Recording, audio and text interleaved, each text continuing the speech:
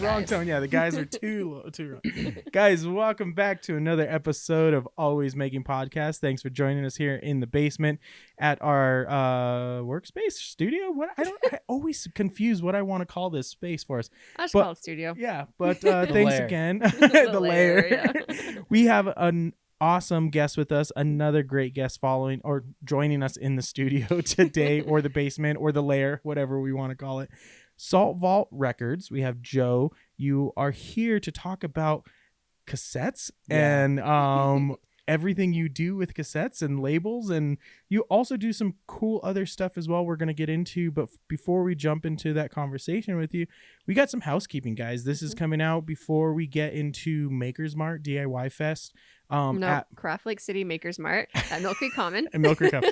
She always gets the naming right on that one. But that is going to be April 16th through May 27th. We will be vending again there. We're super stoked to be part of that event again. And then on April 26th, we're having a single event for you cryptid lovers out there. If you guys joined us on one of our previous episodes with Alluring Podcast, they're hosting Kimmy and her partner Ryan from the show is going to be coming up to the event as well. But they are going to be up here doing a show at the brewery. We were just there. Mountain West Hard Cider. Thank you so much. But that's on April 26th. I got the names. But come check it out. That is a cryptid themed show. We have a few new pieces. I'm not going to share them quite yet with you guys. Check our Instagram and a few fun things coming out for the shows of this year. But that is our housekeeping. That is everything we got going on. If you want to support, go check out our Etsy, go check out our online store. It helps do what we're doing here. And like, comment, subscribe. If you know other local Salt Lake Valley area artists and creators, let them know about us, because we'd like to have a conversation with them as well. But that is housekeeping. Let's get into this fun conversation, because I mean, people know I'm old on this. And like cassettes I started with my little tiny like cassette 100%. player, Sony Walkman, walking around, thought I was the shit and everything. Okay, wait. We're jumping. Actually, you're jumping ahead. I'm jumping. Cassettes came second because I started with my little mini like Fisher Price record player. Little mini vinyls. I had Chipmunks, Alvin and Chipmunks, and it was awesome. I listened to it all the time. But then yes, cassettes, and I also had Alvin and Chipmunks on cassette. So okay, so before we even jump into it, because we're excited about this. Joe, explain what Salt Vault Records is and how you all got started. And that's where we'll start here. All right. Okay. So Salt Vault Records is, in my mind, first and foremost, a cassette label.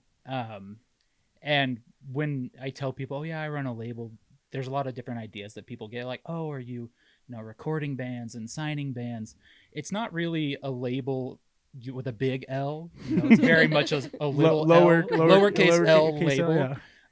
Where I am really passionate about music, and I'm really passionate about the relationships that we build with music. I think the era of streaming has really detached people from the media that they consume. And so as a label for Salt Vault Records, my biggest goal is to make cool albums, tangible.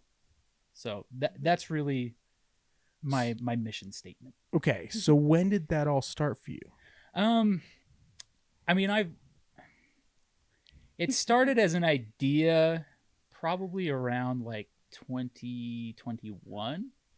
And I would reach out to artists that I liked, and most of who I've worked with have been local, and I would say, hey, would you ever be interested in putting out a tape? And it wasn't until 2023 that I actually put out my first cassette. Okay. Yeah. So when you say put out your first cassette, not just your music. So it was both. It was both. So my first label release is an album that I recorded. Okay. Yes. Yeah. And then after that, because what I've seen on social is we've got the SV06 is the latest one out. Yeah. But you've done now, so that's six releases. Like mixtapes? Is that no? What? So these are 6 albums or EPs from 6 different artists. Okay. Yeah. I wanted to clarify and figure out how that all worked and everything. So when we first met you, you were selling records, vintage cassettes. Yeah. You've also dabbled in keyboards and that is true. coffee mugs as well. So almost like Office Space like Yeah, memorabilia totally, in a sense. totally. Yeah, Yeah. there's a really like great nostalgic vibe Yeah. to your setup. I remember it at the SLC Punk Rock Flea. Shout out. Yeah. Yeah. Love the punk rock flea. Yeah. So before I had released anything as a label, I had done pop-ups for about a year selling tapes mostly, predominantly. And I do have some vinyl that I would take to shows. And then I did a little side project that I called Anarchies for a minute, which was mechanical keyboards and vintage keyboards and coffee mugs. Yeah. And that really just came from, I get these fixations with mugs. I was just like, I gotta find all the coolest mugs. And I did. Yeah. I'm convinced, because now I go to the thrift stores and there's no good mugs. I'm 100% convinced that I have them all. Found all the good ones. And then I also was finding all of these decent shape secondhand mechanical keyboards that I was cleaning up and customizing. Yeah. And I was like, I don't need 8 keyboards. I don't need 60 mugs. Yeah. And so, I might as well, procure something and offer them to other people. Yeah, because I think it was a show at Lost Acorn Gallery. Like you were at the same show we were at, and like you were right across, and I was like, he doesn't have any like real like selection of music this time. Right, it right. was like keyboards and mugs. I'm like, okay, cool. He shifted on this. Yeah, yeah. But it's cool to see that those like passions, those hobbies are what driving what you're creating and what you're doing. With like, why cassettes? Man, so I was raised on tapes. I was born in 93. Okay, wait, hold on. First cassette tape. I remember going into a warehouse music. Okay, I'm dating myself. Yeah. Bone Thugs and Harmony, Crossroads was, and I think I was like 7 or 8, which was probably not most appropriate album for me. Yeah. But that is the first cassette tape I have. So it's funny because I will say, and people might want to fact check me on this. I was raised on cassettes because that's what we had. Yeah. Our Astrovan had a tape deck, and we would record songs from the radio. Mm-hmm. I don't remember. I mean, by the time I was old enough to buy my first album, cassettes were definitely not in the public eye, really. Mm-hmm. The one that I like that comes to my mind, if I have to say my first cassette, was like Book of Mormon stories. Listening to that in the van with my family. Yeah.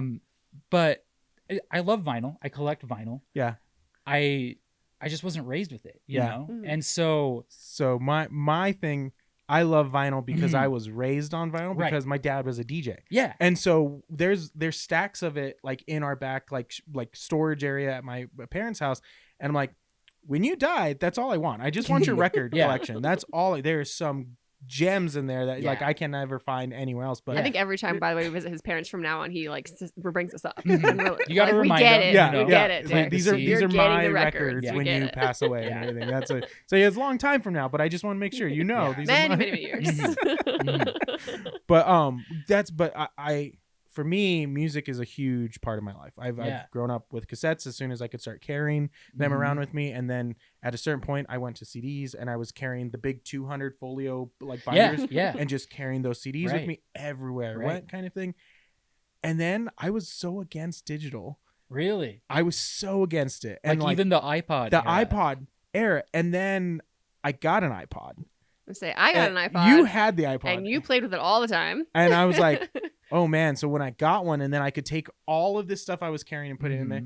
But then I don't know, there's a certain point where you, like you said, you kind of lost that touch of music. It doesn't feel the same. Yeah. And I'm like, I want back to the stuff. And I find myself at thrift stores finding cassettes, or I find myself at thrift stores looking at vinyl and different things, picking up even latest artists. And I love seeing this resurgence of stuff. Yeah. I cut you off. Oh, I want to go back to the nostalgia factor is great right now. Yeah. And so even though it was only, probably up to the time I was 6 or 7, I was raised with cassettes. And then fast forward to high school when I was buying CDs. I mean, I was in Gray Whale twice a week, flipping through the used bins, buying CDs. And I had this little combo CD tape player, and I realized, I can record mixed tapes straight from my CD collection. And I found a couple blank tapes at home, and I was like, oh yeah, let me make some mixtapes for some friends. And so I did that for about a year, even to the point of like, oh, well, I'm going to get a better, boombox to do this with. And then from there, fast forward to like 2015, I bought a Jeep from my uncle. The CD player didn't work. At that point in my life, I was too cool to listen to anything on the radio. And so the only viable option was the tape deck. And I had a couple of my old mixtapes. I had, a couple Huey Lewis albums that were my dad's. But then it was through Twitter that I like realized, I'm like, oh, there's a really like active, healthy DIY community through cassette tapes. I won a tape giveaway from an account, I think it was called United Cassettes. I don't know if they're around anymore. But it was just like a random like noise tape. And I didn't love the album actually, but I got it and I was like, I'm going to start buying tapes. Because I mean, that was for my car at least. That was like the way I was going to listen to music was on cassette. And it wasn't really like a surprise to me. I was aware that bands were putting stuff out on cassette. And this was back like 2015, 16. But that was really just, I fell in hard from there. Yeah. Yeah. Are you seeing like in more recent times cassettes having this like resurgence with stuff? Are like prices like kind of skyrocketing? I mean, it depends. It's funny because you can call it a resurgence, and when you do, you'll probably see me cringe a little bit. Because I mean, even for me at one point I was like, oh, tapes went away and then they came back, but realistically they never came back. Like there were always DIY labels putting stuff out on cassette. And I mean, we definitely lost the like widespread mass production presence for sure. But right now, I mean, ever since Guardians of the Galaxy came out, it's like once a year, a publication will put out an article about the tape resurgence. And it always spits the same stuff. It talks about Guardians of the Galaxy being the highest grossing cassette of the year. Yeah. And you see it a little bit. And I don't think it's actually just recent, but in recent years, like Taylor Swift has done cassette releases. Yeah. And they're like $30 for one tape. Yeah. And so you see it a little bit, but I still think that it remains such a niche thing that it really is like the indie DIY format. It's kind of that smaller, like, I want to keep this kind of special to me kind of thing, and not as big of a kind of stuff. I do want to ask Christy, do you know what your first tape was? My first tape was Alvin and the Chipmunks. Record was Alvin and the Chipmunks, and then my first tape was also. Okay. I was a very big Alvin and the Chipmunks fan when I was little. Yeah, shout out Alvin and the Chipmunks. Well, and their music was great. Like they covered like "Play That Funky Music, Chipmunk." Come on, classic. That was on the tape. I don't remember what the tape was called though, because I had a Christmas album. I think the vinyl was the Christmas, like their Christmas album. Yeah. The tape I was like a mixed like. Yeah, 70s, 80s covers originals, whatever. Incredible. Alvin and Chipmunks originals, So that was definitely the first tape. I have like this very vivid memory of like wearing my little, cassette player on my hip. Like I'd like, had the little clip on the back of it, and I like clipped it onto my like jeans, and I had my like wired super cheap crappy headphones that I think my dad like gave me because he got like better ones, and he was like, you can have these. I'd like just cruise around my neighborhood like, play that funky music, Chipmunk. And thinking I was like so cool. It's like, this is the best, man. Walking around my neighborhood listening to Chipmunks.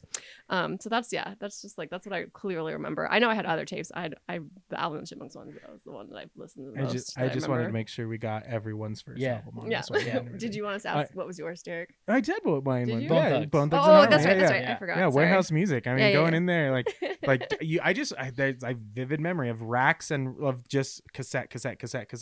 But I Bone Thugs at that time of my life was like the thing I wanted, and so I had my birthday money and I went and got a Bone Thugs, and I think I played that tape too. I might even have that tape sitting around somewhere actually, maybe. But I can clearly picture the like cover. I remember that album. Yeah, clearly because my brothers had it. That's hilarious. So Oh wait, we haven't asked though. So we Oh. did ask. You remember the Book of Mormon tapes, but Yeah. like aside from that, like where did your music taste evolve to from there? Like what kind of music is your So I favorite to I listen have to? 2 older sisters. So through the 90s, it was, Christina and Britney and NSYNC and the Backstreet Boys. And it wasn't until early 2000s. I have a cousin who's the same age as me, and we would spend a lot of time together. His older brother had this desktop computer that was passed down, and it just had so many albums on it. It had all of the CDs. And of course, late 90s, early 2000s is very much the CD era. Mhm. But that's when I started listening to a lot of alternative. Weezer was like the first band that like totally blew my mind. A lot of ska, like Streetlight, and Tell me you had Tragic Kingdom. yes, No doubt. yeah. Because that was one of my first Oh, yeah. CDs. Oh, and yeah. I love that album to this day. Yeah. So definitely like my older cousins were the ones who formed my taste in music. It's funny though, you're talking about carrying around your Walkman, and at the era of iPods, so when I was in junior high and everybody had iPods, my grandma from Oklahoma sends me a Walkman for Christmas. I love it. And at first I was like so mad and like dejected, and I was like, man, this is the nerdiest thing I could possibly have. Quick pause, guys. Juniper jumped up from her sleep, but you were in the middle of saying you were a nerd, and so I was a nerd because everybody had iPods. Yeah, okay. Except for me, because my grandma sent me a Walkman for Christmas. And initially I was just like, what am I supposed to do with this? And I mean, it had a radio on it too, but it was the same thing. I was walking around with this Walkman, and maybe this is what I would consider my real first tape is I had the That Thing You Do soundtrack. Oh, that's a good one. And I listened the hell out of that. Yeah. I had that on vinyl. And so that's one I did like kind of play quite often as well. It was in like my special crate of my dad's stuff that I would like pull in and everything. It's a good album. Yeah, it's awesome. Yeah. It's awesome. You can't go wrong with that. I want to get into your process with this. Okay.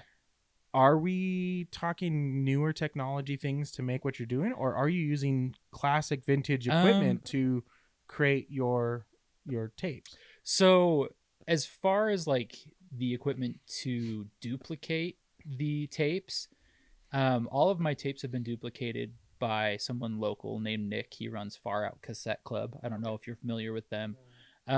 He has, it's either 6 or 8 vintage Marantz tape decks. Okay. That are like high quality. Top duplication. notch. Yeah. The only thing above that is the Nakamichi ones from Japan.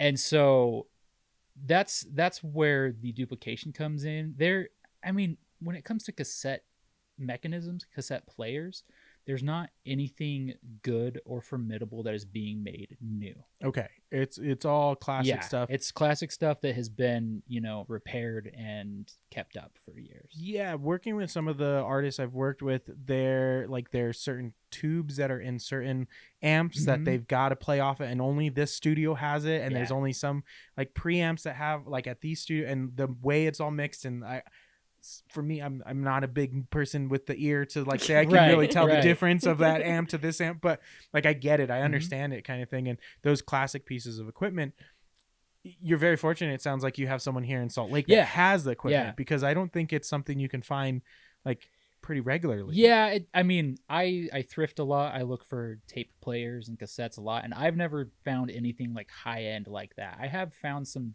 really good decks on like KSL and Facebook Marketplace. But yeah, we're very fortunate in Salt Lake City, because the other option, I do as much locally with my releases as I can. The other option is I get my blank tapes from duplication.ca. Okay. And they are a duplication service out of Canada. And they do duplication as well. And they have like the actual, like, this is how they were made at the height of cassettes. Yeah. But even those machines are old. They're not new. And I just opt for doing it locally because it's less expensive. But yeah, it's out there, and it's definitely a niche thing, but there are people who are doing it. I think there's at least 2 or 3 other duplication services that I'm aware of in the Americas. So there's options to do it. Yeah, it goes. I go back into the realm of photography with some of the like certain specialty films. There's only like 3 or 4 like film houses that are still developing some of these specialty films. 35 millimeter and like 120 film you can find at a lot of different places. Right? That's pretty easy to. But there's some like stuff that you like. Oh, I have to ship it out here. I have to go and like. Kudos to those places for keeping those like alive. Same thing with people with the cassette thing. It's a really passion thing to like dial in and keep those running, and like maybe you don't get some tape recording for a week because not a lot of people are doing tapes at that moment. Well, but it's interesting too, because with audio tape, at least, there's only one type of tape that's made anymore. So back in the height of cassette tapes, there was, you know, different levels. I mean, there was type 2, the high fidelity, exactly. like all The only type of tape that is being made today, produced today, is the normal bias tape. So quality wise, about par kind of thing? Or I would say it's par, and I mean it's hard because there's not really much else to compare it to. But I will say there's a lot of variation in the quality. I mean, really? Interesting. With one of my recent releases, I ordered the blanks, and I mean, I just assume that they're going to be okay, and most tapes that I've got are okay.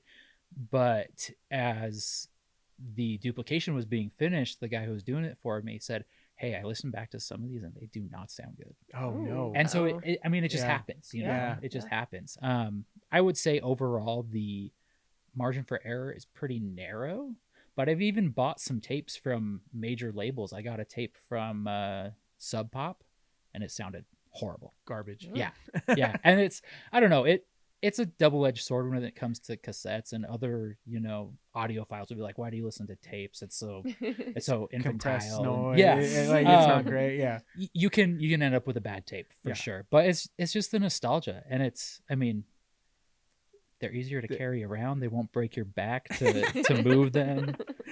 I mean, it is one of those things. There is a nostalgia factor about it, and I never looked at tapes as having the highest of quality audio. And like, even for like, I might get hate for this and everything, but like some audiophile people, like vinyl record only sounds good if you have a really good setup for it. Correct. So like, it's not like, oh my God, I got a vinyl, it's going to sound great. Like, I've seen plenty of people with crappy sounding systems and everything, but like we have a pair of vintage speakers upstairs. I have a pair of monitor speakers for our like studio and everything, but it's like, I know I can get good sound out of what I get, but there's times where I'm like, man, like, you don't know what you're talking about when it comes to that kind of stuff. But and sometimes it's like, you know what, an MP3 is going to sound just as good as your vinyl kind of thing. You're not really going to get much of a difference with the way you're playing it through this little like Bluetooth speaker thing. That does apply to cassette as well. I feel like if you have a garbage Sony Walkman that the belt is, you know, hanging on by a thread, your tape is going to sound bad. But if you have a nice setup, I don't know, my home setup sounds excellent. With tape, so you do vintage pickups on tapes and stuff, and sells a lot of like vintage pieces. Yeah. Is there a thing for people out there that are looking to potentially like start their tape collection or better their tape collection to look out for when buying tapes? Do like they have a shelf life? Do they potentially like, could they be bad tapes from like the thrift store? For sure. I think the easiest way is to get a portable tape player and take it with you. And this is what I do. I mean, even when I'm shopping at like Gray Whale or Randy's, I will take my player so I can actually test stuff, because I have bought a lot of tapes that were no good. Yeah. There's like obvious things that you can look at, you know. You can look at the cassette and see if the tape is broken, you know. If it's cut, then it's not going to play. Yeah. If there's a bunch of like corrosion in the tape or like water damage in the tape, you can also look at like the felt pressure pad. That's one thing that's like a pretty easy fix, actually. Okay. But if the pressure pad is not there, your tape is going to sound bad. But they make aftermarket pressure pads that you just stick back in there and you're good to go. So there's repairability for some of these things. Yeah. Okay. It's one of those things where really you do have to listen to it to figure out if it's good or not. And I mean, I've found, you know, some grails at the thrift store and just been like, oh yes, I can't believe I have this. And then I go home and I listen to it and it starts just slowly to deteriorate. And I was like, well, you know, at least I only spent $2 on it. Yeah. Is there like I know like this spin doctor for CDs that would like clean the like like the scratches on it, and there's like cleaners for vinyl. Is there like a device that helps clean cassettes, or is I don't know if there's one that cleans cassettes, but there are tape head cleaners mechanisms for the players. Yeah. Okay. Yeah, I was gonna say I remember I had one for my little Walkman, but I was thinking the same thing. I'm like, but can you clean the tapes? Because I remember having the little cleaning thing that you like stick in, and it had like it looked like it had little bristles on it. That was like, yeah. There's a couple different styles. To my knowledge, there's not one that cleans the tapes. And honestly, at least for me, and you could open up a tape and do surgery and try to fix it, but if a tape sounds like garbage, if it doesn't play all the way through, it's done. It's done. And for the tapes that I sell, outside of my label releases, for the tapes that I sell at pop-ups and stuff, I do try to listen to them all the way through. Yeah, and get them all tested out. And because I hate buying something that sounds like crap, so I don't want to sell something that sounds like crap. Yeah. So I want to know about your process a little bit for making your tapes that you have for your label. Mm-hmm. So you say you pick up blank tapes from a place up in Canada. That's get those down. I noticed there's some cool colors. I noticed on Instagram there's some cool stuff. Are your blank tapes, are they coming like pressed with all the labels and all the stuff? Or are you doing all that in-house? So I have done majority of it in-house. It just depends on what you want to do. We can grab some tapes and look at them. Yeah. So just for example, and because it's a small operation, it's just a hobby. Yeah. I like to do it simple and affordable. So I do opt for like the sticker labels on the cassettes themselves. Okay. So everything that I've done with sticker labels, I've done locally. My friend Nick, Far Out Cassette Club, he will print the labels for me. He actually did the J cards as well on my first 2 releases. Okay. That's the insert. That's the, all right. The album art. I was like, I'm like, I know what a J card is, but everyone else listening out there, you're like, I just want to make sure you guys were clear on what they a J card is. They call it a J card because it's shaped like a J. But so my 5th release was with this French jazz musician, and I saw him at a show here. And when I saw him, I was like, hey, do you have any physical albums available? And he didn't. And then a couple months later, he reached out to me on Instagram and said, hey, I'm doing a reissue of this EP. Would you want to do the US version? Okay. And I mean, at that point, I had done 4 tapes. And I was like, okay, I only want to do a small run. I only want to make like 30 tapes tops. There'll be sticker labels. The sound quality will be good, but this is not like a huge operation. Yeah. And at first he's like, oh yeah, that's fine. And then he was like, hey, I actually want to do this and this and this and this. So these ones have a pad printed label on the tapes themselves. And so this was done by duplication.ca. So I ordered the tapes. They had the right length loaded into them, and then they did the pad printing as well. Very cool. Yeah. Awesome. And pad printing is something that, like, if I knew how to do that myself, I would, because it looks so good. Up to that point, I was like, I don't need pad printing. That's so stupid. I'm not going to spend the money. It looks so good. So we'll talk, but we might have a pad printer coming into the shop. Hey. So we could potentially talk about something. If that's the case, you're going to have a lot of foot traffic from all the tape people in Salt Lake City. They need pad print tapes. And yes. everything. Yes. Okay. Me and my partner were talking about a pad printer just this past week, and I found a couple that I'm like, I think we can do that. But like we've also got a laser engraver coming into the shop as well. So I'm like, one thing at a time, bro. Yeah, let's figure these things out. But because I am the experimental guy at the shop, that I'm like, okay, I'm gonna learn these techniques and kind of go through and figure this out. But a pad printer, I was like, the technique is some very similar to screen printing. Yeah. It's just the mechanism is slightly different on how it's applied without a squeegee. There's this cool, like almost like a boob looking balloon. Yeah. No, the videos that you see on like Instagram or whatever, this is so cool looking. Weird looking too. You're like, what is that? And you're like, oh, okay, yeah. But we might have a option for that in the near future. I would love that. But as far as process goes, so it's identifying whatever release I want to put out. And again, 5 of my 6 releases have been local artists.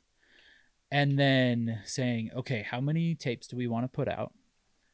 And let's talk about, do you have any specific shell color you want to do? What are your ideas for the artwork? And then once they have the music ready, I'll get the files, I'll get my blank tapes and everything over to duplication and get them all dubbed. And then it's a matter of printing the J cards, cutting and folding the J cards, and there's your release.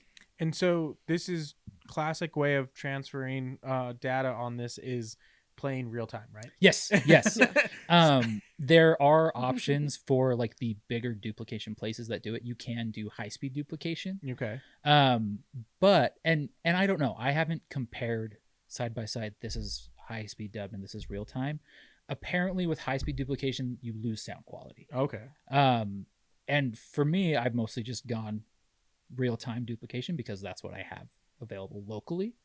But I think it sounds great. I even though I have not done the research to tell you that there's a difference, I'll say, yeah, you should do it real time. Real time, yeah. The real time duplication is the right way to do it. 100%. I'll give you credit on that one. Yeah. With the tape process, what is the big goal like for this going forward and everything? Is it like because you have the vintage stuff you sell, but you also have your label side of things, is there the hopes and dreams of like maybe studio build out and being able to offer like this kind of thing for more bigger bands kind of thing to the local area? Or so I don't know about bigger bands. Okay. The last 2 tapes I've done have been runs of 50.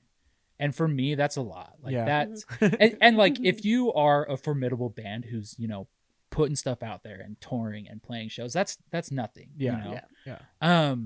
But where this is a hobby, first and foremost, I'm just like, that's a lot. Because now I'm gonna be sitting on these tapes that aren't gonna move. I was a vendor at Fountain Records for like the last year and a half. And so I was like, okay, yeah, now I don't have to worry about pop-ups. But now that I'm back to pop-ups, I'm just like, now I'm gonna have all this inventory. So you're distributing these as well. You're not. Yeah. So these aren't going to the artists and they're distributing themselves. You're distributing these. So as well. I've done half and half. Okay. For most of the releases. The first tape I did was me. So I actually have, I think, one more left of my first release. The second one was a run of 25, and we did 13 and 12. I kept 13. The artist kept 12. And I'm also, at that point, I hadn't asked the artist to put any money into production either. I was like, okay, you take copies to sell because I want you to make money on your music. I'll take enough copies to recoup expenses and turn a little profit. But I don't even remember where I was going with that. How long of a process is it? I think the fastest one I've done front to back was like 2 weeks. Okay. Yeah, I had a friend who I'd been pressuring to put out music for a long time, and I was just like, "Hey, like, do you want to do a tape? Let's do it." And he's like, "I don't know. I was like, "I know you got stuff recorded. I know you have stuff ready to go. So let's just do it, man." And he's like, "Okay, fine." And he actually already had blanks. And so he sent me the stuff, and I got the blanks and took it and had it duplicated. And we only did 10. And that was another thing. It was a really small run, but that was fast. On the other hand of that, the last release that I did with the local band Nadezhda, who are phenomenal, I bought the blanks. I bought the materials last August, and that was released in January of this year. Okay. So it can be a long process. Yeah. And that was because they were having the album mastered. Mm. And I mean, that takes time, and that's totally fine, but it's definitely, it depends on how much time and effort you want to put into it. You can do it quick. You could do, a nice little bootleg DIY punk mixtape, or you can really put in some production and make something beautiful with cassettes. For people wanting to get into cassettes, what is some good resources being on the inside and everything that you could share with people? As far as making them? Yeah. I mean, and about anything in that world. Yeah. What are some of like the struggles you ran into that you were able to overcome like through your tape making process? I think the biggest thing is getting involved in the community, because there really is a pretty big tape community in Salt Lake. And it seems like it spans DIY spaces just in general. I mean, I've connected with people in France. I've connected with people in LA who do tapes. So having a circle around you who have resources that you might not have is number one. I would also say maybe like making a backlog of materials to work with.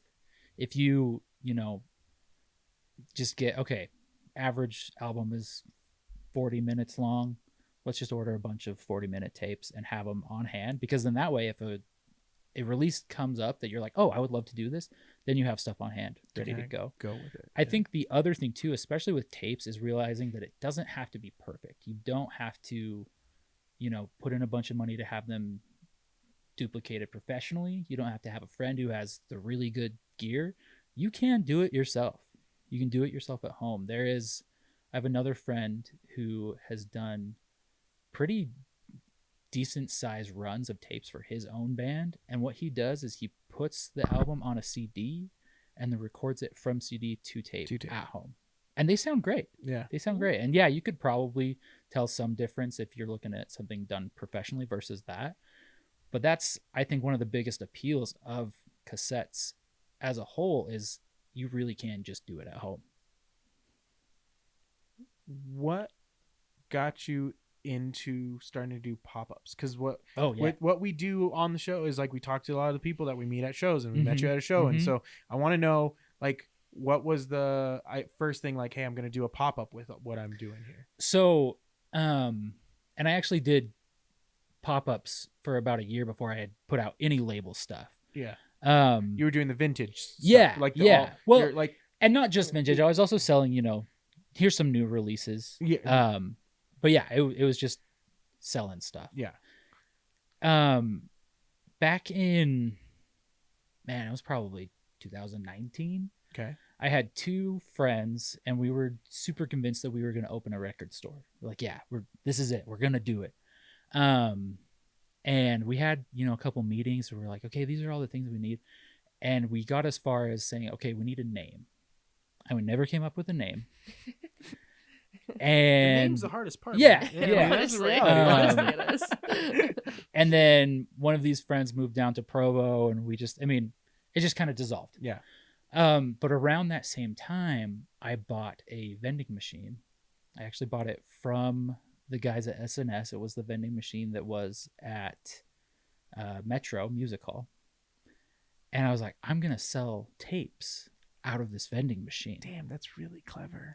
And awesome. That's not an original idea. No, but that's still like, that's awesome. clever. There's someone out of Texas who I saw that was doing that, and I was like, oh, this is incredible. I could do that.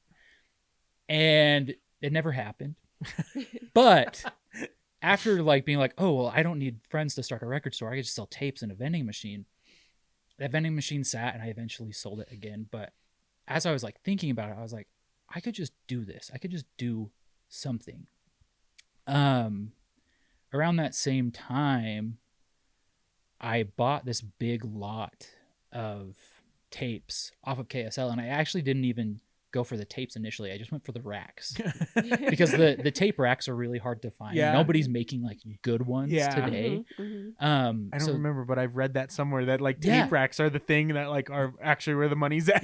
It's crazy. But someone on KSL posted these nice black plastic heavy duty laser line cassette shelves, and great price on them. I was like, I want these.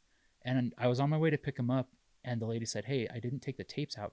Do you want them for, I don't remember how much more, $10 more or something. I was like, I don't really need the tapes. I don't have room for the tapes I currently have. I don't need 200 more tapes. And she said, okay, I'll take them out. And I got there, and she hadn't taken them out. And she said, you can have them for free. So I got 200 cassettes for free. And a lot of it was classical. A lot of it was old radio comedy shows.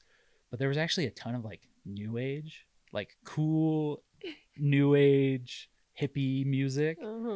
And so I suddenly had this bulk of cassettes that I didn't necessarily want or need to keep for myself, but they also weren't just garbage. Yeah. And I was like, I could just sell these. So the original iteration was I set up in my living room. I just had this like little shop display in my living room, that was heavily inspired by another shop locally called Peasantries and Pleasantries. And he had like an actual like work like home retail space that he was renting and did his shop for that way for a couple years. But I was like, oh, he just sold stuff out of his house. I could do that same thing. And, you know, I would post online and say, hey, the shop's open this Saturday. Come and buy some stuff. Nobody ever came, you know. So I'd been doing that for a while, and I had all this inventory. I was finding great stuff. And then it was in 2022, Far Out Cassette Club, who's done my duplication. It was the second year that he was doing this backyard festival. And at that point, we were connected on social, but I hadn't really worked with him at all. And he started posting, hey, I'm doing this festival in September. And I was like, do you want vendors? And he's like, yeah, sure. You can come sell tapes in my backyard. So that was my first real pop-up was at Far Out Fest 2022. How'd it go? Awesome. Yeah. Yeah, it was incredible. I don't even remember, like I know I sold a lot, and I sold players, and at that point I was taking like stickers and patches and buttons and all this, you know, ephemeral stuff. But I made a decent amount of money, but I also like was all of a sudden like thrown headfirst into the community. Yeah. Like artists who I've known for years in Salt Lake City, and it was like, you know, totally starstruck, like, oh, you're Fish Loops, I know who you are, came in and bought all these random tapes from me. And so that was my first one, and I was just like, oh, this is totally formidable as a pop-up. Yeah. Yeah. And just kind of kept going. Yeah. There. So from there, I mean, that was the first one. A couple months later, I did a pop-up at a benefit show at Urban Lounge. And that one was really, I mean, and at that point I had like a bunch of Frank Zappa and like cool tapes that, you know, people were going. Music heads really want this stuff, not just the weird hippie stuff that I love. But so that was my second one. And after my second one, I was like, I want to do this more. So I posted on Instagram and said, hey, what are local, you know, markets that I should vend at? What should I do? And someone in another local band, Gonk, said, oh, you should do the punk rock flea market. And that's where it really like took off. That was that was the event that I was like, okay, yeah. I mean, that is we say it's the place where we got started. Yeah. We love it.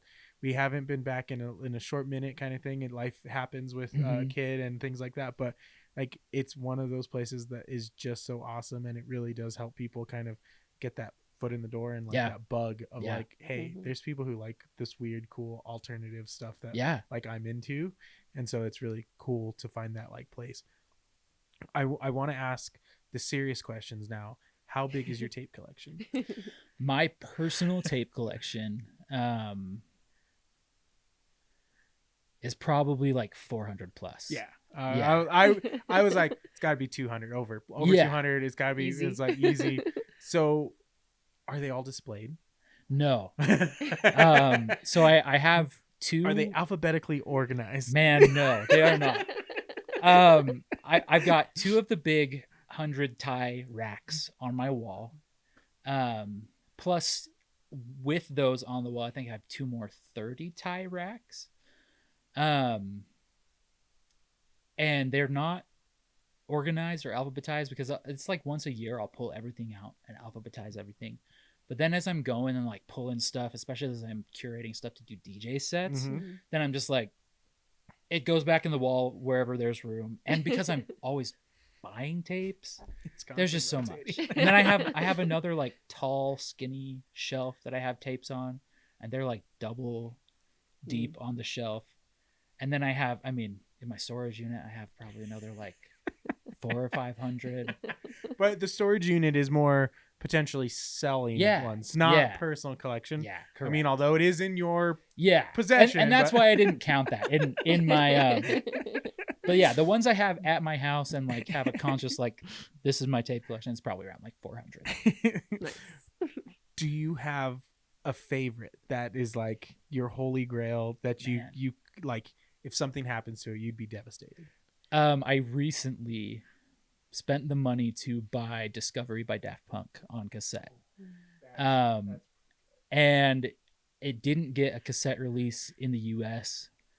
And so I spent, I think, like $75 plus shipping to get it from Ukraine, I think. And it's funny because that is the most expensive tape I have in my collection. It's one of my favorite albums of all time. It's a great album. I had it for like a week, and I put it in the tape deck in my car. Oh no. And I rewound it, and I was like, that's rewinding kind of long. And then I pressed play, and I was like, that doesn't sound good. Oh no. So I ejected it, and I was like, my tape deck just ate this $100 tape, right? No. And I was like sick about it. Because it took me so long to finally be like, I'm just going to do it. I would be in tears. I was very upset. And so then I just took it home and I put it on my shelf for like a week, and I was like, I can't believe I did that. That's so stupid. Because that's also something you can't really control. Yeah. But then I was like, is it really done? Is it really destroyed? And I don't know how this happened, but I looked at it and somehow the tape itself got folded. And so when it was rewinding, it was like just flapping on itself. It's fine. Oh my gosh. It's not toast. It's not destroyed. Oh my god. I played it at a DJ set last week. It's fine. What a wanna, roller coaster. Yeah. I want to go into that as well, because we haven't really even talked about it, because yeah. you do DJ sets as well as everything else you're doing in tapes. So I can go from my dad's DJ system and everything, and I know he had a cassette deck, like a dual deck on his thing. He still has it on there. It's just not connected to anything. But it was never the thing we always went to. It was always like the vinyl and with the turntables and everything. But like, what are you carrying to a show for your like? You don't have your big like crates of vinyl, that's the thing, is it's just one little TDK carry case, and that's my 45-minute set right there, and it's great. So what are you talking, like 10 cassettes? Is that like, what are we taking, 10? So for cassettes? I played an hour last week, and that was 15 tapes. That's so easy. Yeah, nice. it's awesome. But where you gain some in, transporting stuff, you lose in like absolute practicality. Because with the record, okay, this many grooves in, that's the track I'm playing. Oh my god, I didn't even think about that. Yeah. So it's like an eyeball, like for the weeks leading up to a tape set, I am listening to tapes at work, fast forwarding and rewinding and cueing and making notes and saying, okay, this is the song I'm playing on this tape. I'm not getting any work done. Yeah. I'm not getting any work done. We won't tell you, John. Yeah. Just give it an idea. But it takes a lot of time. And so many times I'll, in the heat of the moment, put the wrong side in. Oh no. And so I don't know. I think if you told someone that you were doing a cassette DJ set and they said you're crazy, that they're right. They're absolutely right. Because I was not even thinking of the logistics of finding the song and dialing it in, and then because I just reverse the record, right. It was like, okay, I missed that beat, okay, cool, and then boom, here we go, kind of thing. Oh man, is there? So I'm totally unfamiliar. Like, what are you taking tape deck wise, like to a show? Do they have DJ-esque tape players, like, or are they? Yes and no. Okay. So for my personal setup, I've got two just like boombox players. Okay. And I have a mixer. Okay. And the boombox has like an auxiliary out kind of thing, and you're just feeding it. Okay. Yep. Straight into the mixer. The ones that we there's a monthly tape night at International Artist Lounge. Okay. The tape players that we use there are the Library of Congress tape players. What? And they have a speed control on them, so you can So you speed can up. get Are those like the little like? So they're like kind they're of actually like use pretty at, like big. school to, Yeah, like, listen to so, like tapes and like books. Yeah. Like, yeah. oh my gosh, because I remember using those in elementary school. and in like tape circles, these are the ones that you use for DJing. Really? Yeah. Okay. And then even on top of that, there's again Japanese guy. Yeah. Who has made like actual DJ decks for cassettes that have like jog wheels on them, so you can beat match. Oh shit, Yeah. that's cool. Yeah, so most I'm not gonna try to beat match on my stuff. Yeah. You know, if I can pull off a cool transition, then that's great. Yeah. But I'm not really worried about like, okay, so if I start it right now, that's excessive. Yeah. But there are people who are doing it. I am now going to go down a rabbit hole of looking for these things. Say we're gonna be on YouTube tonight. I know, I'm like YouTube because like I love watching YouTube DJs. Like there's some amazing music that you find from like hidden gems. I think that's one of the fun parts about like just picking up a random cassette at the like thrift store because you're like, I've never heard this artist. Let's see where it goes. Or random vinyl. I'm like, that cover looks kind of cool. Yeah. I think one of the ones I have, it's South American metal band that I'm just like, this art looks cool on here. I'm just gonna grab it. I don't know who they are. I say that on like any bluegrass. Any bluegrass. If it says one, bluegrass, I'll grab it's worth it. Yeah, it's gonna be worth it. Throw it in the bag. That's one thing I love. But man, like now I'm gonna go down the rabbit hole of DJ tape like YouTube players and see what I can like muster up and everything. But I mean, people are figuring out how to do it with basically any equipment that you can think of. There's a guy that has like a archival label called Awesome Tapes from Africa, but he DJs with one tape deck that has 2 wells. And I have no idea how this works because he can play both wells at the same time. And he's beat matching on that. Oh, man. And I'm just like, how? Yeah. It's crazy. So yeah, I think there's a lot of innovation and a lot of creativity in the cassette world. Awesome. Yeah. I am so glad you reached out to be on the show and everything, and I'm so glad we can get you scheduled to come down. I want to make sure we give some time for or an opportunity for people if they're looking for more information about what you're doing. Okay. Where can they find you? Where can they look you up? What is that social handle that you run under? All right. Sadly, the best place is Instagram. And my handle is at Salt Vault Records. You can always send me a message, comment on something.